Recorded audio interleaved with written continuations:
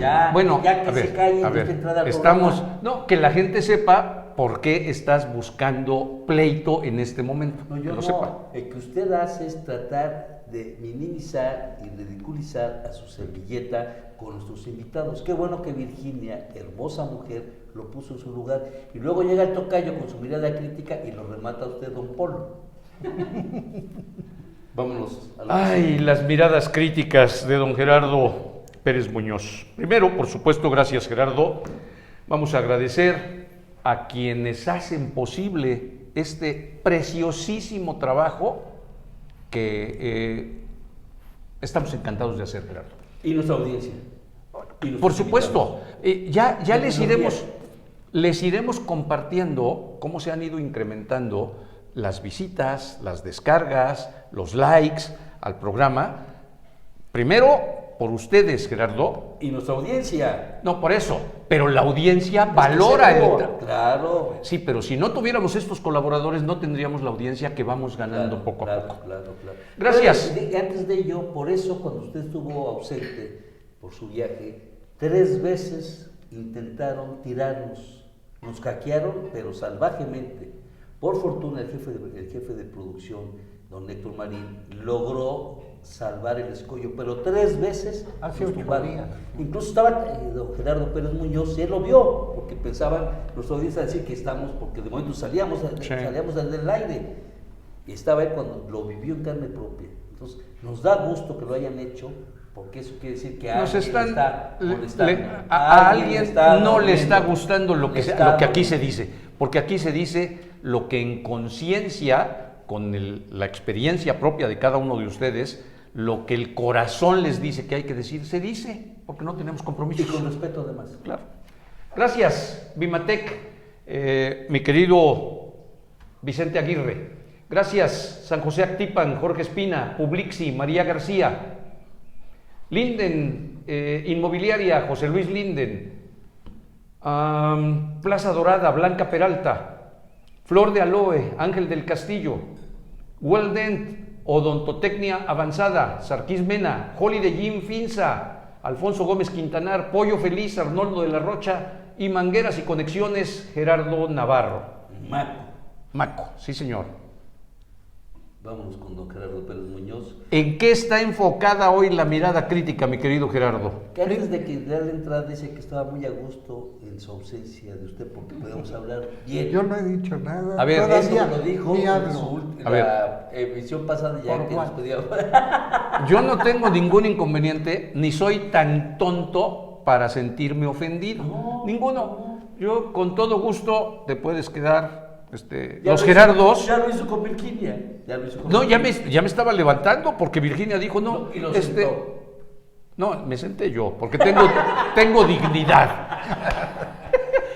Bueno, creo que son 2 cosas fundamentales, pero antes de entrarle a estas dos, uno tiene que ver obviamente con la iniciativa de reforma de López Obrador y la otra tiene que ver con, estamos a 2 días, pero particularmente estamos a 160 años de lo de la batalla del 5 de mayo y habría que reflexionar algunas cuestiones frente a esto, porque hay, querramos o no, hay sujetos históricos que siguen actuando como se actuó en 1862. Pero antes de ello, bueno, déjenme felicitarlos y no solamente a ustedes, a todos los compañeros periodistas. ¿Por qué? Porque hoy, 3 de mayo, no solamente es el Día de la Santa Cruz y se festeja Tlaloc, el maíz y el inicio de las lluvias y la agricultura en la concepción prehispánica, sino porque en 1993 la Organización de Naciones Unidas dijo que este día se conmemoraba la libertad de expresión. Que se perdió el festejo, por cierto. Y es muy importante esto verlo a contraluz de lo que ha sucedido a nivel nacional en términos de los ataques que sistemáticamente han sufrido muchos periodistas y asesinatos en distintas partes de la República. De hecho, hay un análisis de Global Witness que nos habla de que México, hoy por hoy, es el segundo país más peligroso, para los periodistas. A nivel del mundo. Sí, a nivel mundial. Inclusive más peligroso que en Irak, Sí, en Afganistán. sí. Y eso que no estamos ahí en guerra. Exacto. Y bueno, déjenme felicitarlos a todos los que hacen posible esto. Gracias. Y esto no sería posible tampoco sin lectores críticos, gente crítica que está empujando un nuevo periodismo. Gracias, Gerardo. Gracias. Y este espacio, estos espacios abiertos, plurales. Creo que en muchos lados están dando una batalla por abrir todavía más, por democratizar los medios de comunicación, no solo en términos del control, sino del contenido, de lo que se dice en cada uno de ellos. Y entrando al tema, bueno, todos sabemos que recientemente López Obrador metió otra iniciativa al Congreso, que difícilmente lo veo va a pasar, pero que hay puntos en los cuales habría que reflexionar. Estoy de acuerdo. Muy particularmente de ellos. ¿Cómo ¿Qué es lo que propone? Primero, rápidamente, es hacer un solo INE, y hay que recordar acá una demanda del 96, 2000 más o menos, del PRD, es efectivamente federalizar el INE. No que se hicieran los INEs estatales. ¿Por qué? Porque tenían el control directo de los... Los gobernadores y siguen teniendo el poder los gobernadores. Esto es una vieja demanda que venía desde la izquierda. Lo otro que me parece importante también, y nada más... Sí procede, Gerardo Pérez Muñoz. Tienen yo creo que toda la capacidad y los fundamentos. Obviamente hay... en esta reforma... O sea, los delegados del INE o los vocales ejecutivos, como se les llama de manera técnica, serían los responsables de las elecciones en los estados. En los estados. Digamos, Marco Rodríguez del Castillo, que se puede federalizar. ¿Cuánto te implica hoy el INE más los soples? En términos de pesos y centavos.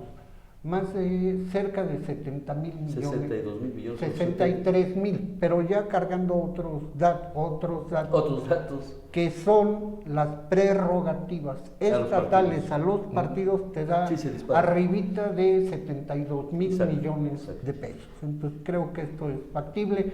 Reducir los consejeros electorales de 11 a 7 y ser electos de otra manera.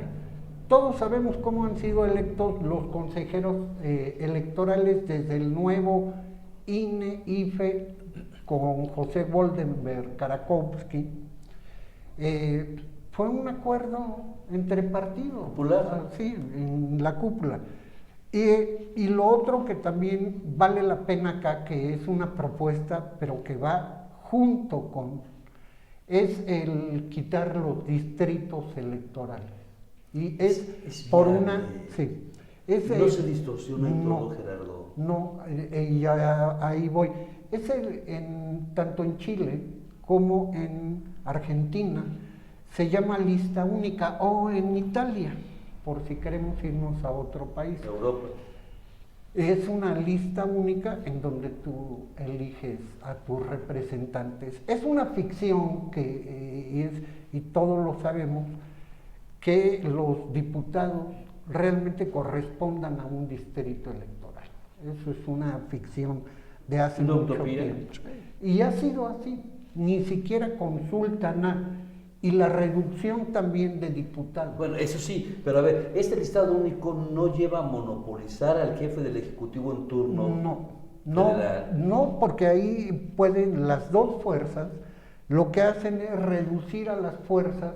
Pongo el caso del PBM, no sé si ustedes se acuerden de un partido, el Partido de la Sociedad Nacionalista con Cuauhtémoc Cárdenas. Ha habido partidos que han nacido solo como un negocio familiar. Claro. Ahí está el Verde Ecologista, ahí está el Movimiento Ciudadano, ahí está el PT. Y la lista te va a permitir que ese tipo de partidos, que son negocios, simplemente salgan del escenario político, que ahí se va a dar una paradoja. Pueden tener el 3% de la votación, como dice la ley, pero sin tener representantes. Pero ahí va a ser también la capa, en vez de tener burocracias partidistas que viven de las prerrogativas federales y estatales, se van a tener que meter a la chamba si quieren crecer y hacerse efectivamente nacionales. Estos son algunas de las cuestiones que menciona esta propuesta y también hacer el Instituto Nacional de Elecciones y Consultas. Y en términos de la consulta, bajar el número de votantes para que éstas sean vinculatorias. A mí me parece que todavía dejándolo en 30% es muy alto en estos momentos, cuando lo que debes hacer es empujar para que participe más la gente. Habría que bajarlo al 20 o 15% inicialmente y luego irlo subiendo paulatinamente. Entonces, este es en términos generales la reforma. Ahora, yo no creo que vaya a pasar, pero ¿quién ganó ya las 8 columnas? Andrés Manuel. Como siempre. ¿Quién va a ganar las? Porque es una situación estratégica también. Y está, sus cortinas. Así es. No solamente eso, va hacia allá. Y ahora él va a enfocar mucho la atención, se van a empezar a abrir foros y foros y foros sobre la reforma sus foros electoral. Pero yo creo que hay que verla de fondo y cómo ha respondido la oposición. Pero Pérez Muñoz, no el país tiene otras urgencias, otras demandas, yo otras estoy prioridades de acuerdo para estarlos enfocando, que el Congreso de la Unión se meta a esta reforma electoral cuando no es necesaria. Yo estoy la totalmente brutal inseguridad, la pobreza, economía, salud, por donde le quieras claro. ver. Pero entonces este paso ya lo ganó. El siguiente va a ser... Mediáticamente lo ganó. Falta que pase. No va a pasar. Claro. Pero ya lo ganó mediáticamente. Sí. Y al rato va a ser la Guardia Nacional. Y al rato va a ser otra cosa.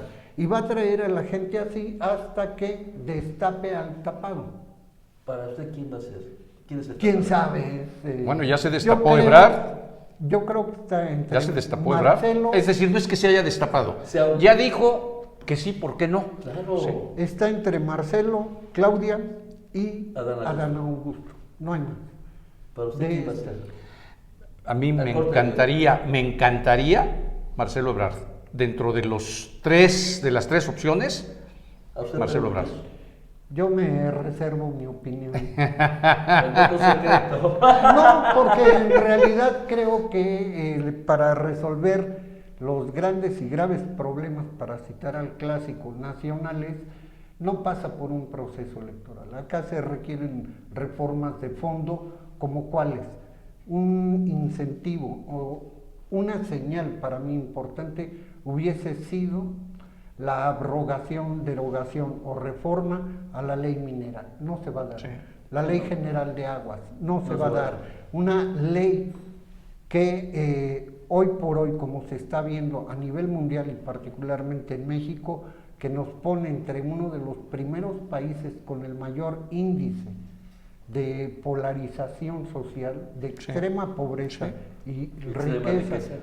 No hay una reforma fiscal que grave a los más ricos. Oye, Gerardo. Esto para mí sería lo fundamental. Y un cuarto, que ahí lo tienen en la Cámara y no pasa, no se habla inclusive de ello, es la reforma al artículo 2 constitucional para realmente constitucionalizar los derechos de los pueblos indígenas, en primer lugar, reconociéndolos como sujetos de derecho y reconocer, tal y como lo ha dicho la Corte Interamericana, no la Comisión, la Corte, sobre el derecho a la consulta libre, previa e informada. ¿Y por qué no ha pasado? Pues porque están los megaproyectos. Oye, Gerardo, para ustedes, y lo digo siempre con todo el respeto, porque además es válido que cada quien tengamos nuestra propia preferencia, ¿sí? Sí. A partir de que haya esta tolerancia, este respeto, en fin, ¿para ustedes no ha sido decepcionante el que estas luchas con un presidente como Andrés Manuel López Obrador, que se esperaba, digo por los grupos de izquierda muy especialmente, que se esperaba atacara mucho más de fondo esta ley minera, esta ley de aguas, estos temas de los pueblos indígenas, etcétera. Sí, sí, ¿No ha sido decepcionante? Eso, Sí. déjeme agregarle a la pregunta de Leobardo, ¿les ha fallado o nos ha fallado López Obrador? Había esperanzas en que iba a haber un cambio y lo pongo en dos rubros. Primero, efectivamente se iba a echar para abajo, como no ha sucedido ahora, el modelo neoliberal. El modelo neoliberal opera en México, opera muy bien y lo estamos viendo con la brutal concentración de riqueza en pocas manos. O el siguiente dato, los bancos ganaron el año pasado 182 mil millones de pesos. Sí, No, hay uno mexicano. Y el otro problema es que esa ganancia, BBV, Santander, el que tú quieras, va a dar a la casa matriz, no se invierte acá. No se queda acá. Entonces ni siquiera se han dado esos pasos. El tercero, se continúa con la política extractivista, petróleo, minerales, ahora el litio, Sí. que te va a llevar a una catástrofe. Tarde o temprano. Y ya es más temprano, ¿eh? No, Y ya es más estamos temprano. sobre eso. Sí. Y lo siguiente que sí quiero abordar, no lo quiero obviar, es esta nueva conmemoración de la batalla del 5 de mayo. Pero haciendo un pequeño recuento, realmente la gente sabe por qué intervinieron los franceses en nuestro país, que no fue inicialmente los franceses, fue España, fue Inglaterra y el Imperio francés. Justamente porque en 1861 Benito Juárez declara una moratoria del pago de la deuda, una deuda que seguimos arrastrando. Esa fue la mecha. Sí, y en 1962 llegan los franceses. Ahora acá hay también otro elemento que toca a Puebla. El obispo de Puebla. ¿Por qué Puebla? Ahorita, porque el obispo de Puebla, Pelagio Antonio de la Bastida y Dávalos, que era michoacano, fue el que se entrevistó con Maximiliano en Trieste para invitarlo a venir como emperador. Y eso no nos lo dicen nuestros cronistas, nuestros historiadores. Segundo, a partir de eso, Dávalos se entrevista con el Papa Pío IX y lo nombra a partir de ese momento como el arzobispo primado de México. Hasta ahí fue la fuerza. Y bueno, ya lo otro lo sabemos de la intervención francesa, y en una carta, 4 días después del 5 de mayo de 1862, aquí en Puebla, hay una carta de Zaragoza, que además era tejano. No mexicano. Era Bueno, mexicano. Texas era México. En ese momento Claro, era. todavía era, claro. Pero lo que escribe en esa carta es muy elocuente. Por la actitud que habían tenido los poblanos, hay que recordar que cuando llegan los franceses a Puebla, les hacen un Te Deum en catedral, Sí. una misa, Había les entregan la llave de la ciudad. una parte de la sociedad poblana que estaba encantada con Claro. Pero también en Zacapuastla, y ahorita voy para allá. ¿Qué dice la carta de Zaragoza? Qué bueno sería quemar Puebla. Por la actitud de la gente, de los poblanos. Qué bueno sería quemar Puebla. Y el cura de Zacapuastla, años antes, había organizado a sus huestes para combatir a Benito Juárez. En 1857. Entonces es un clero monárquico, y hoy le llamaríamos pro-imperialista. Pero hay un dato más, porque vemos el desfile, que los Zacapuastlas, no es cierto, en Zacapuastla les hicieron una misa a las tropas francesas. Pero además en Zacapuastla, y ojo, en lo que no nos dicen los cronistas oficiales y oficiosos es lo siguiente: el 4 de agosto de 1865, cuando el conde de Tum va de Zacapuastla a Xochapulco, que está en la Interserrana, y en Xochapulco se encontraba un náhuatl, un compañero náhuatl, que además de ser náhuatl era masón, que eso no, tampoco se dice, y era maestro rural. Juan Francisco Lucas deciden colectivamente quemar su pueblo antes de caer en manos de las tropas austrohúngaras y francesas. Y eso, ahí los que deberían de recibir el aplauso son los xochapulcas, no los zacapuastlas que las pusieron los de Libres, ¿no? en escena. No, Libres estaba hasta... No, pero hay otra población porque es... Tetela de Ocampo, Tetela de Ocampo. Claro, Tetela sí, era parte... Xochapulcas y los de tetelenses. En Tetela, pero también hay una parte, una comunidad, yo la conozco, Comaltepec, donde nace Juan Francisco Lucas.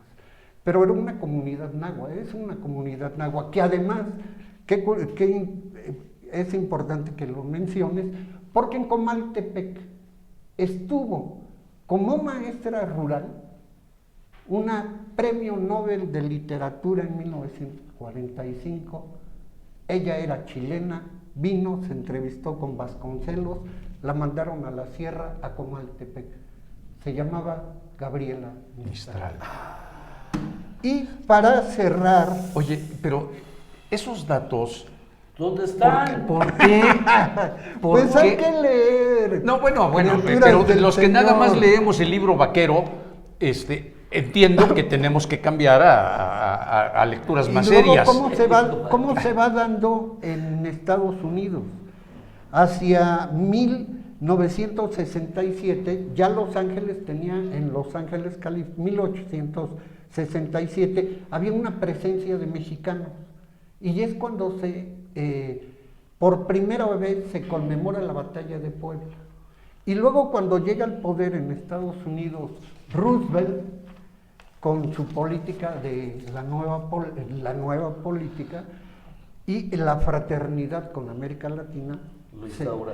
y quien ya lo institucionaliza se llama John F. Kennedy. De tal manera que hoy 5 de cada 10 norteamericanos Sí. piensan que el 5 de mayo es el día de la independencia de México. Claro. Y terminaría esto porque ya llegaron sus invitados. Nos quedan 4 minutitos, Gerardo. Decía, es bastante bueno que la gente de la nación no entienda nuestro sistema bancario y financiero, porque si lo hicieran, habría una revolución antes de mañana por la mañana. ¿Quién lo dijo? El padre del automóvil y el petróleo, Henry Ford. Ni más ni menos. Como Mi lo- querido Gerardo. Miradas críticas. Sí, Ahí está, tanto lo buscaba usted y preguntaba usted por él, ahí está. Y no me dice nada, a ver, se quedó callado No, ahorita. no. Primero con la chava, sí, muy hablando. Hoy sí, ahí bueno, sí, a ver, Gerardo. Y Hay tráiganme cosas, el banquito. hay cosas que son más que obvias, por favor, y que tú ¿Qué te me hagas el quieres decir, que sentimiento. estoy feo? No, Eso me quieres decir. que Ahora Virginia te es ofende. guapísima. No quiere decir que tú estés feo. Virginia es guapísima y lo digo Como con dijo- todo respeto. O sea, Como dijo otro premio Nobel, Bernard Shaw, cuando le preguntaron, él se casó con una joven muy bella, un inglés, y le preguntaron, bueno, ¿usted espera que su hijo tenga su inteligencia y la belleza de su esposa? Y les contestó, ¿y por qué no al revés? chale. Tómala, No, ¿sabes tómala. qué? Vienes muy agresivo, mi querido Gerardo. Tómala. Y Ahora ya esto- me va a correr. y esto- Me va a pasar de las 7 A las 8. a las 9. Y esto es Se lo dije a usted, porque tenga usted movimos el horario Otra de vez. las miradas No. críticas. Ni modo. Cada Se lo 8 dije a días. usted, ese es su amigo, tanto lo defendió usted en Sí, su sí, ofensa. somos amigos. Tanto lo defendió, ¿viste cómo le paga?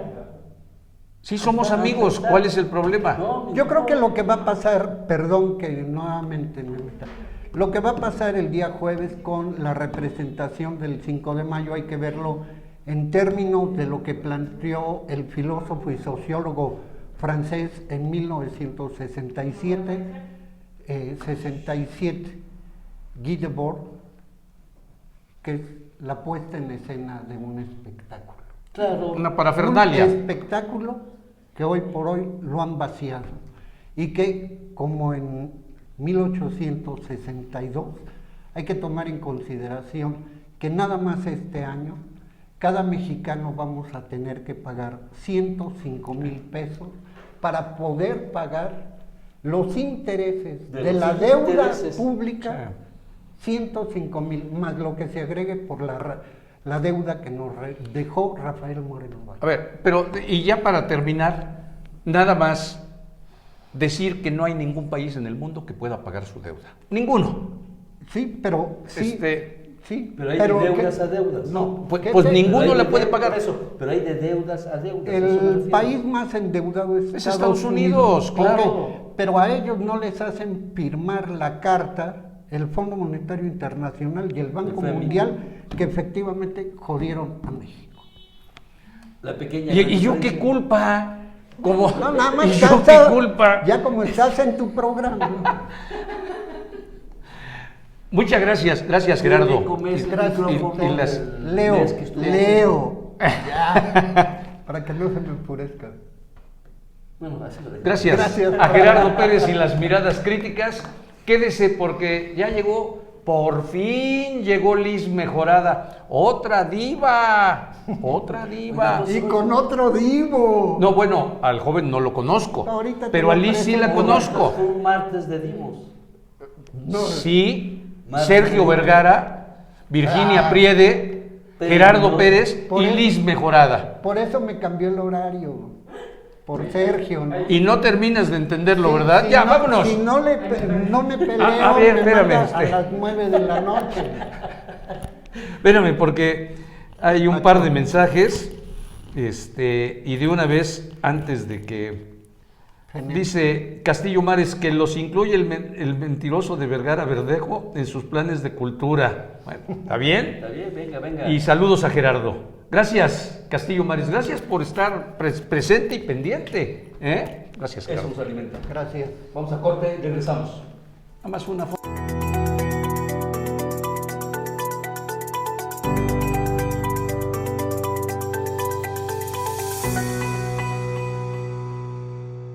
El Hotel Holiday Inn Pueblo Afinsa los invita a conocer su buffet.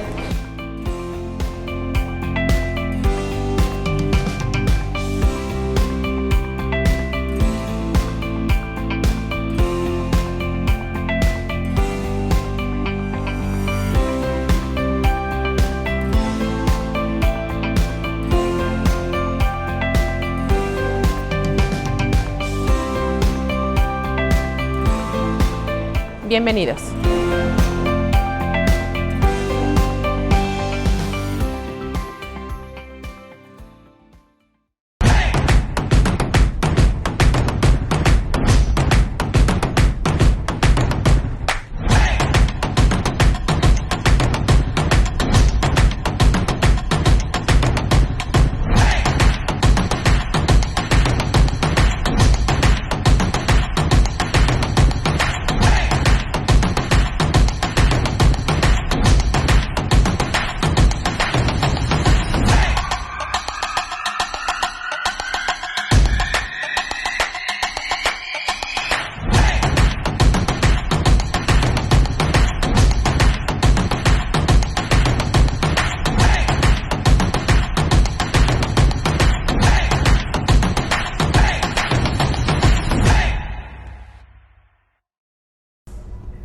Acá tenemos el mejor surtido de mangueras y conexiones del mercado.